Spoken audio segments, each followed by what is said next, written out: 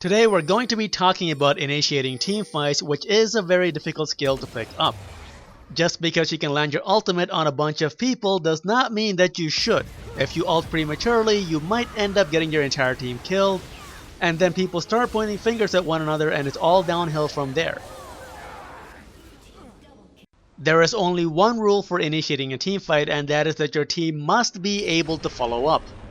In this first example, we have a Fiddlesticks player who is pretty awesome at Fiddlesticks. He's carrying his team pretty hard, and he sees an opportunity to ult in from the side and he goes for it, but there is one major problem.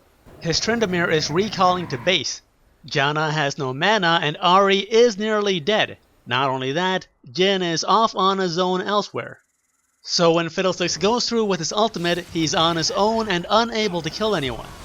But the fact that he ulted draws his team into a fight they did not want, and two of his teammates get killed while no one on the enemy team dies.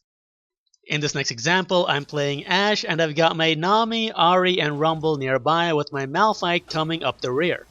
Seeing an opportunity, I fire off my arrow stunning the enemy Ezreal. If my team was not nearby and ready to fight, this arrow would have been a complete waste even if it hit the intended target. But because they were, the Rumble and Ahri ults follow up to eliminate the Ezreal, followed by Nami and Malphite ults eliminating the rest of the enemy team. Depending on the kind of champion you are, it might not be possible to initiate through the front. In this example, I'm playing Wukong and my goal is to get to the Jinx in the back line, but it's pretty much impossible to get past the enemy team's front line, so I end up dying in my attempt to get back there. What you want to do is come in from the side while your team is fighting them from the front, but as we saw in the Fiddlesticks example, this is generally very hard to do because tracking the enemy team to ensure that you can land your ultimate, along with making sure that your team is nearby and ready to fight, is actually quite difficult. So the best way to go about this is to wait for anything to draw the attention of the enemy team, which will make it easier for you to go in. In this example, I'm playing Wukong and I'm hanging around the side waiting for my opportunity to go in. And that opportunity comes when Darius pulls the enemy Hecarim. The moment Hecarim is pulled in, I know that the red team is distracted with what's happening out front, and this lets me go through the side to dive onto the enemy Jinx and Twisted Fate. In the ensuing teamfight, we kill most of the enemy team and push to take the Nexus.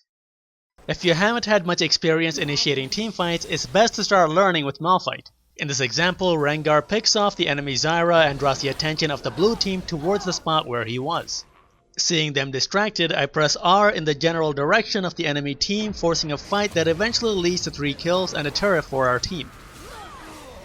In summary, when you're looking to initiate a teamfight, make sure that your team is nearby and ready to follow up. If you want to make your initiates easier, wait for a distraction that draws the attention of the enemy team before you make your move. If you found this video helpful, do subscribe to the channel, follow on Twitter, and leave a comment about what kind of content you would like to see in future videos. Do check out the video links on either side for more gameplay tips and strategies in this channel.